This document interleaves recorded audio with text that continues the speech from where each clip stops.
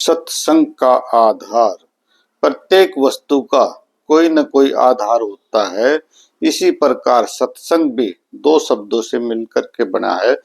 सत्य का संग अर्थात सच्चाई का संग।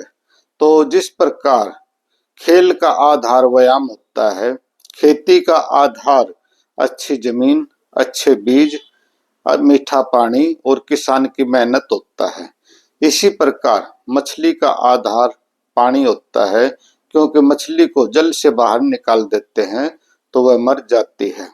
और मनुष्य का आधार भी रोटी, कपड़ा और मकान, शुद्ध वायु और ऑक्सीजन होता है। तो संसार की प्रत्येक वस्तु किसी न किसी बात पर आधारित है। तो हमें सच्चाई का संग करना चाहिए, अच्छे और सच्चे व्यक्तियों की शरण में जाना चाहिए। तो कबीर साहब जी ने एक दोहे के माध्यम से कहा है, संगत कीजिए साधु की, कि हमें संत महात्माओं की संगत करनी चाहिए और सत्संग में जाना चाहिए। जिनका पूरा मन, जो पूरे तन मन धन से अपने शिष्य की सेवा करते हैं, शिष्य का भला ही चाहते हैं, अंत तो ले ही देत है सतनाम सरीखा धन। वो बिना तोले, बिना पहचाने व्यक्ति को सतनाम शब्द का धन दे देते हैं। तो कबीर साहब जी ने बालू रेत जितना ज्ञान जो है कहा है। तो कबीर साहब जी ने कहा है एक दोहे के अंदर, 52 अरब वाणी हम बाखा, सतनाम हम गोए राखा।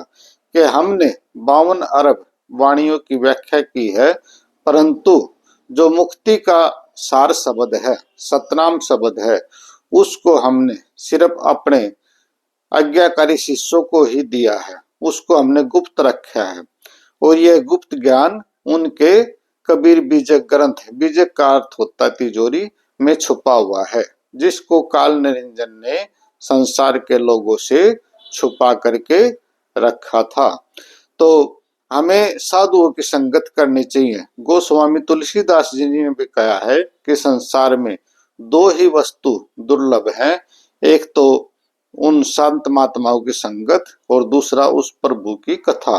तो गोस्वामी तुलसीदास जी ने क्या कहा है, संत समागम हरि कथा, तुलसी दुर्लभ दोए, सुत धारा और लक्ष्मी घर पापी के भी होए। कि इस संसार में दो ही वस्तुओं का मिलना दुर्लभ है, एक तो अच्छे व्यक्ति, सज्जन या संत महात्मा व्यक्ति, और दूसरा उस भगवान की कथा। और सुंदर स्त्री, आज्ञाकारी पुत्र और रुपया पैसा धन लक्ष्मी तो पापी मनुष्य घर भी पाई जाती है। मनुष्य जो है दो ही बातों से पहचाना जाता है, एक तो अपनी संगति और एक सोसाइटी जिसमें वो रहता है। तो कहा गया है, एक अंग्रेजी कहावत है, society makes and unmakes the man, a man is known by the company he keeps. एक व्यक्ति अपनी संगत से पहचाना जाता है, समाज ही व्यक्ति को अच्छा या बुरा बनाता है। तो कबीर साहब जी ने कहा है कि हमें सत्य के मार्ग पर चलना चाहिए, क्योंकि साधु की संगत करने से जीवात्मा का उद्धार होता है, और किसी योगी सन्यासी की संगत करने से हमारे शरीर का उद्धार होता है, और किसी बिजनेसमैन की संगत करने से हमारे जीवन में आर्थिक सुधार आता है।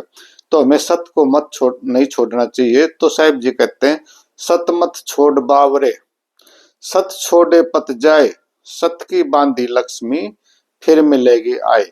हमें सच्चाई का मार्ग नहीं छोड़ना चाहिए, क्योंकि सच्चाई के मार्ग से कमाया हुआ धन अगर गुम भी हो जाए तो फिर आपको प्राप्त हो जाता है।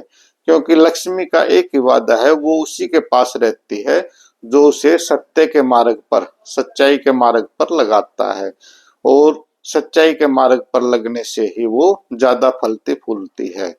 तो हमें जो है साधु महात्माओं का संग करना चाहिए, हमें अपने जीवन में सच्चाई को अपनाना चाहिए, और हमारे जीवन का आधार भी सत्य और अहिंसा होना चाहिए। भक्ति मार्ग पर चलना कठिन कार्य है, परंतु जो व्यक्ति भक्ति मार्ग पर चलते हैं वो जग में अमर हो जाते हैं। तो हमें भक्ति मार्ग को, सच्चाई के मार्ग को अपनाना चाहिए, छोड़ना नहीं चाहिए। तो वीडियो देखने के लिए आप सभी दर्शकों का दिल से धन्यवाद। बोलो साधो सत साहिब।